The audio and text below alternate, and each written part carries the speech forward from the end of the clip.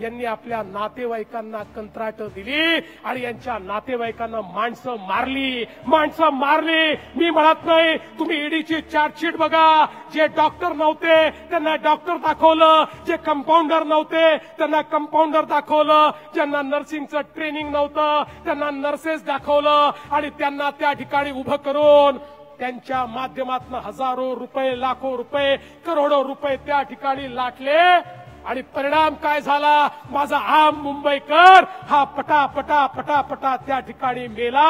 अरे जनावरासारखा माझा मुंबईकर मेला, पण माझ्या मेलेल्या मुंबईकराच्या टाळूवरचं लोणी खाणारे हे नालायक यांनी त्या मुंबईकराचं ते शव ज्या बॉडी बॅग मध्ये न्यायचं त्या बॉडी बॅग मध्ये ही घोटाळा केला। हे कफन चोर या ठिकाणी आम्हाला काय सांगणार?